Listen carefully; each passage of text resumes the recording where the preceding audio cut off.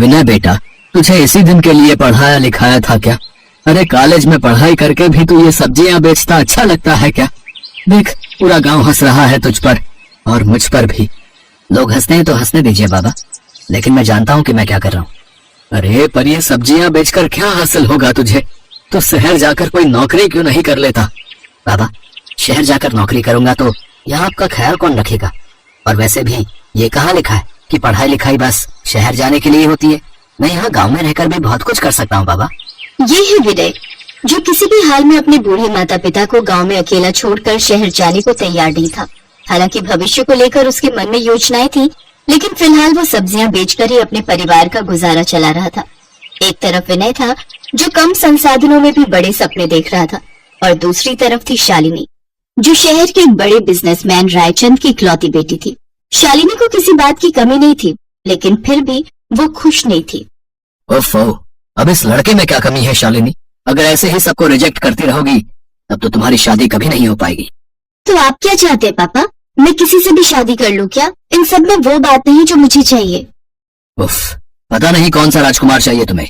सुनो, मैं 1 हफ्ते के लिए बाहर जा रहा हूँ काम के सिलसिले में। मेरे लौटने तक या तो तुम कोई लड़का ढूंढ कर ले आओ, नहीं तो मैं जिसे पसंद करूंगा उसी से शादी करनी होगी तुम्हें। इतना कहकर शालिनी के पिता वहाँ से चले गए और शालिनी इस सोच में पड़ गई कि अब वो क्या करे। ये किस्मत का खेल ही था कि अगले ही दिन शालिनी को अपने कॉलेज ट्रिप पर उसी गांव में जाना था जहाँ विनय रहता था। शालिनी और विनय की मुलाकात अचानक ही हो गई और सीधा साधा विनय शालिनी को एक ही नजर में भा गया। और फिर, तुम्हारा दिमाग खराब है क्या शालिनी? तुम उस फटीचर से शादी करोगी? मेरे इतने बुरे दिन आ गए हैं क्या जो एक ठेला लगाने वाला मेरा दामाद बनेगा? पापा, वो गरीब तब तक रहेगा जब तक आपका दामाद नहीं बन जाता। मुझसे शादी करने के बाद तो उसके लिए सब कुछ बदल जाएगा ना। पापा, मैंने फैसला कर लिया है, अगर मैं शादी करूंगी तो सिर्फ विनय से, वरना किसी से नहीं। शालिनी की जिद के सामने उसके पिता को झुकना ही पड़ा।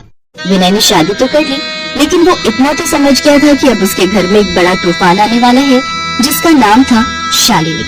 देखो शालिनी, मैं तुमसे पहले भी कह चुका हूँ, मैं तुम्हारे साथ शहर जाकर नहीं रह सकता। अगर तुम्हें यहाँ गांव में रहने में परेशानी है तो तुम्हें मुझसे शादी करनी ही नहीं चाहिए थी। उफ विनय, मैंने तुमसे बड़ा बेवकूफ नहीं देखा। तुम क्यों यहाँ रहकर हमारी लाइफ बर्बाद करना चाहते हो? मेरे साथ शहर चलो, वहाँ चलकर मेरे पापा का बिजनेस संभालो और फिर जीवन भर तुम्हारा और तुम्हारे पापा का गुलाम बनकर रहूं। माफ करना शालिनी, ये मुझसे नहीं हो पाएगा। शालिनी को लगा था कि गांव का सीधा साधा विनय शादी के बाद उसके इशारों पर नाचेगा, लेकिन ऐसा कुछ हुआ ही नहीं। अब शालिनी अकेले शहर नहीं जा सकती थी और विनय के साथ गांव में उससे रहा नहीं जा रहा था। फिर एक दिन, देखो शालिनी, माँ ने ये नई साड़ी खरीदी है तुम्हारे लिए। शादी के बाद ये तुम्हारी पहली दिवाली है तो। ओह गॉड विनय, ये लेकर आई है तुम्हारी माँ मेरे लिए। इतना लो ग्रेड कपड़ा तो मेरे घर के नौकर भी ना पहने। शालिनी, शादी के बाद ये तुम्हारा भी घर है और यहाँ मेरी माँ इसी तरह की साड़ी पहनती है, तो अब तुम्हें भी यही पहनने की आदत डाल लेनी चाहिए। बकवास मत करो विनय, मैं इसे हरगिज नहीं पहनूंगी। सच में पापा बिल्कुल ठीक कहते थे, तुमसे शादी करना मेरी सबसे बड़ी भूल थी।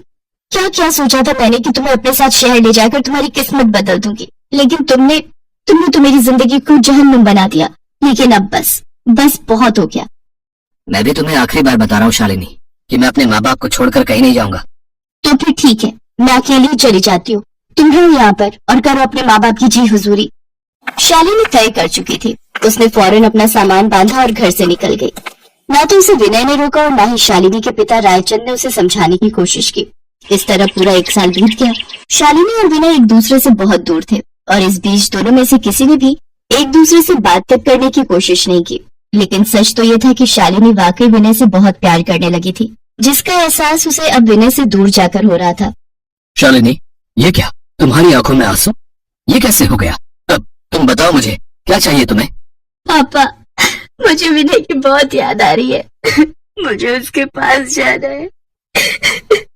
तो तुम्हें रोका किसने है बेटी? मैं तुमसे कभी कह नहीं पाया, लेकिन सच तो यह है बेटा कि वाकई विनय जैसा लड़का मैं तुम्हारे लिए कभी नहीं ढूंढ पाता। वो लाखों में एक है। उसकी जगह कोई और लड़का होता तो कब का घर जमाई बनने के लिए तैयार हो जाता, लेकिन वो तुम्हारे साथ नहीं आया। यही उसके लायक होने का सबूत है। जाओ बेटा, अपने ससुराल जाकर रहो। वो जैसा भी है, अब तुम्हारा असली घर वही है। विनय से दूर रहकर शालिनी को अपनी गलती का एहसास हो गया था ठीक दिवाली के दिन वो अपने ससुराल लौटी और खास बात ये थी कि शालिनी ने इस बार वही साड़ी पहनी हुई थी जो उसकी सास ने उसके लिए पिछली दिवाली पर खरीदी थी। शालिनी को देखकर विनय और उसके माता पिता बहुत खुश हुए। अब दोनों के बीच सारे गिले शिकवे दूर हो चुके थे और दिवाली के दियों की रोशनी में विनय और शालिनी का रिश्ता भी जगमगा रहा था। दिवाली आने वाली थी, लोग उसकी तैयारियों में जुटे हुए थे। कोई पटाखे खरीद रहा था तो कोई दिए, लेकिन उजाले के इस त्योहार के आने के पहले श्याम जी के जीवन में घनघोर अंधेरा छा गया था। अस्पताल के आईसीयू वार्ड के बाहर अपनी पत्नी रेखा के साथ श्याम जी असहाय से खड़े थे। उनकी इकलौती छोटी सी बिटिया राधा अस्पताल के बिस्तर पर लेटी है। वो हर दिन अस्पताल आते और अपनी बिटिया को तिल तिल मरता देखते और कुछ नहीं कर पाते। आज भी जब वो अस्पताल में अपनी पत्नी के साथ आईसीयू के शीशे के बाहर खड़े होकर अपनी बिटिया को देख रहे थे तो उनकी आंखों में आंसुओं का सैलाब था। उनकी बेटी भी उनकी तरफ टुकुर टुकुर देखे जा रही थी। उसकी आंखों में आंसू थे। इतना असहाय, इतना असहाय मैंने कभी महसूस नहीं किया रेखा। मेरी नन्ही सी जान मौत से लड़ रही है, लेकिन मैं कुछ नहीं कर सकता उसके लिए। कुछ मत कहिए जी, कुछ मत कहिए। भगवान ऐसी तकलीफ किसी को न दे। श्याम जी जमालपुर गांव के पोस्ट ऑफिस में डाकिया हैं। हर दिन अपने झोले में खुशियां और गम लेकर निकल पड़ते हैं अपनी साइकिल से। पूरे गांव में उनकी बहुत ही इज्जत है। जयप्रकाश जी, ओ जयप्रकाश जी। अरे श्याम जी, आप आज क्या लाए हैं अपने झोले में हमारे लिए? श्याम जी अपने हाथ में पकड़े लिफाफे को देखते हुए कहते हैं कि अब रेलवे की ओर से कोई चिट्ठी आई है जयप्रकाश जी। वो ये बातें कर ही रहे थे कि जयप्रकाश जी का बेटा नंदलाल वहाँ आ गया। उसने उन दोनों की बातचीत सुन ली थी। उसने श्याम जी के हाथों से लिफाफा लिया और उसे पढ़ने लगा। पढ़ते पढ़ते उसके चेहरे पर चमक आ गई। बाबूजी, दिल्ली मेट्रो में मेरी नौकरी फाइनल हो गई है। इसी महीने ज्वाइन करना है मुझे। ये सुनकर जयप्रकाश और श्याम जी बहुत खुश होते हैं। जयप्रकाश जी श्याम जी को रुकने के लिए कहते हैं ताकि वो उन्हें मिठाई खिला सके। अरे नहीं जयप्रकाश जी, आज नहीं, फिर किसी और दिन। अभी बहुत कम है, बहुत जगह चिट्ठियाँ डाली हैं। ये कहकर श्याम जी अपनी साइकिल पर सवार होकर किसी दूसरे पते की ओर निकल गए। श्याम जी अपना काम बहुत ही ईमानदारी से करते और हमेशा उनके चेहरे पर एक मुस्कान होती। लेकिन पिछले कई दिनों से श्याम जी बहुत परेशान हैं। वो अपनी परेशानी लोगों में जाहिर नहीं होने देते, लेकिन हर बार उन्हें डॉक्टर की वो बात याद आती है जो कुछ दिनों पहले डॉक्टर ने उनसे कही थी और वही सोचकर उनका दिल बैठ जाता है। कोई तो उपाय होगा डॉक्टर साहब। देखिए श्याम जी, मैंने कहा ना, ये एक ऐसी बीमारी है जो लाखों में से किसी एक को होती है। उन लाखों लोगों में से भगवान को मेरी बेटी ही मिली। मेरी मासूम बिटिया ने क्या बिगाड़ा है किसी का।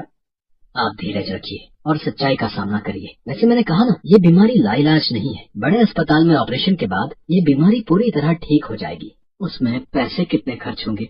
50 लाख रुपए। श्याम जी ने जैसे ही ये सुना उनके ऊपर बिजली सी गिर गई। राधा उनकी इकलौती बेटी थी। बड़े ही लाड प्यार से वो और उनकी पत्नी मिलकर उसे पाल रहे थे। राधा पढ़ने लिखने में होशियार तो थी ही, वो समझदार भी बहुत थी। हालांकि श्याम जी और उनकी पत्नी रेखा ने राधा को उसकी बीमारी के बारे में कुछ नहीं बताया था, लेकिन उसे अंदाजा लग गया था कि उसे कोई गंभीर बीमारी हो गई है, क्योंकि ना तो वो अब स्कूल जाती थी और ना ही खेलने।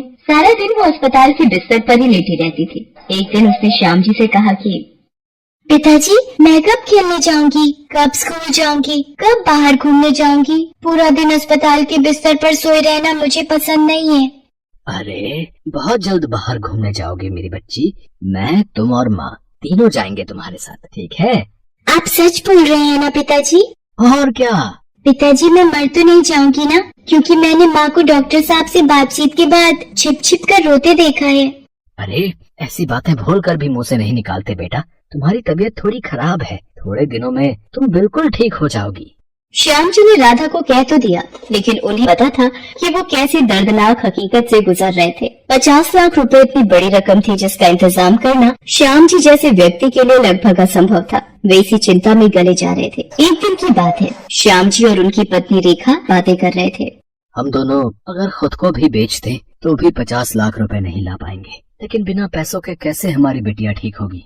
भगवान ने कुछ न कुछ तो सोचा ही होगा ना जी। क्या खाक सोचा है? कभी कभी तो लगता है कि भगवान है ही नहीं। अगर है तो हम जैसे लोगों के साथ ऐसा क्यों होता है? ये हमारी परीक्षा का समय है। भगवान तो है ही, बस वो हमारी धैर्य की आजमाइश करते हैं। ये कैसी परीक्षा, ये कैसी आजमाइश? अगर कोई बीमारी देनी थी तो मुझे दे देते। मेरी नन्ही सी जान से उनकी क्या दुश्मनी थी?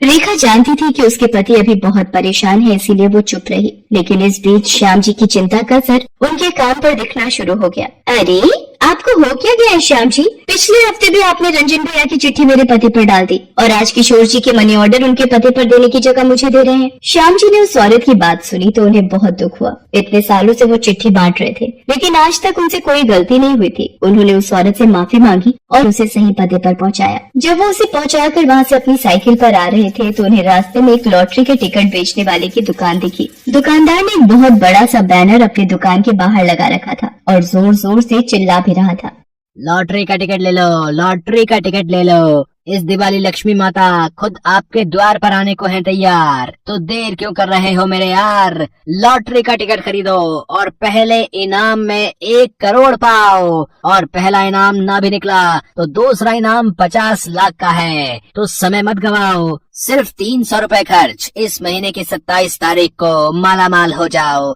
जी हाँ, 27 को ही निकलेगा इस लॉटरी का बम्पर इनाम।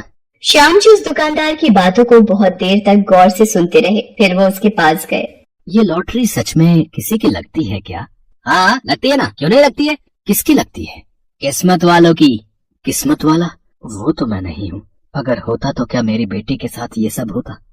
क्या हो गया चाचा, किन ख्यालों में खो गए? ख्यालों वाला पछताता है, टिकट लेने वाला माला माल हो जाता है। श्याम जी ने दुकानदार की बात का कोई जवाब नहीं दिया लेकिन उन्होंने टिकट खरीद लिया और अपनी साइकिल पर अस्पताल पहुंच गए। आज आपने बहुत देर कर दी आने में, कहाँ रह गए थे? श्याम जी ने अपनी पत्नी को लॉटरी के टिकट के बारे में बताया। क्या कहती हो तुम? मेरी लॉटरी लगेगी ना, मेरी बच्ची के इलाज के पैसे मिल जाएंगे ना? मैं भी तो यही चाहती हूँ लेकिन किसी का भाग्य खुलना या खराब होना ईश्वर के हाथों में होता है। मैं तुमसे कोई बहस नहीं करना चाहता और मेरे सामने ईश्वर का नाम मत लो, उसने बहुत दुख दिए हैं मुझे। ईश्वर दुख नहीं देता जी, ये तो हमारे कर्म होते हैं जिसका फल हमें मिलता है। सही कहती हो तुम, मैंने और तुमने बहुत पाप किए और शायद मेरी नन्ही सी बेटी ने भी, तभी तो वो बेचारी दर्द में पड़ी है। आप नाराज ना हो, कर्म पिछले जन्म के भी तो होते हैं। श्याम जी ने अपनी पत्नी की बात का कोई जवाब नहीं दिया। कुछ दिन और बीते। आज 27 तारीख थी। सुबह से ही श्याम जी का मन बहुत घबरा रहा था। उन्होंने सुबह सुबह एक बुरा सपना भी देख लिया था जिससे उनका मन आशंकाओं से भर गया था। उस दिन उन्होंने डाकघर से छुट्टी कर ली और अस्पताल पहुंच गए। अस्पताल पहुंचते ही उनकी आशंकाएं सही साबित हुई। श्याम जी, हम आपको किसी गलतफहमी में नहीं रखना चाहते। आपकी बेटी राधा की हालत दिन प्रतिदिन बिगड़ती चली जा रही है। कब क्या होगा कुछ कहा नहीं जा सकता, इसलिए उसे जल्द से जल्द बड़े अस्पताल ले जाने और उसके ऑपरेशन की तैयारी करिए। श्याम जी ने अपनी पत्नी को सारी बातें बताई। आज उसकी हिम्मत भी जवाब दे गई। पैसे कितने जरूरी है न जी। पैसे हो तो आदमी जिंदा रह सकता है और पैसे ना हो तो आदमी की सांसें चली जाती है। हम धीरे धीरे ये जंग हार रहे हैं रेखा, हार रहे हैं।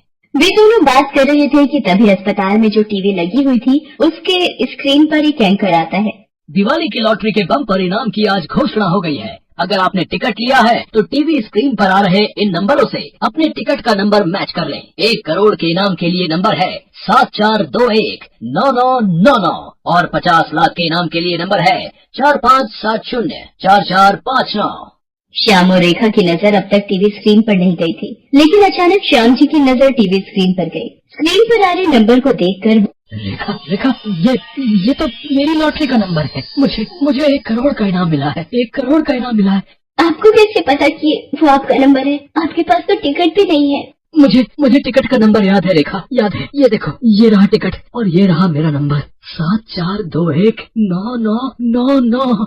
श्याम जी की लॉटरी निकल गई थी। उनके जीवन की सबसे बड़ी टेंशन दूर हो गई थी। लॉटरी के पैसे से उन्होंने अपनी बेटी राधा का इलाज करवाया। वो बिल्कुल ठीक हो गई। उन्होंने बाकी बचे 50 लाख रुपए अस्पताल में ही दान कर दिए ताकि कल को किसी और राधा की जान बचाई जा सके।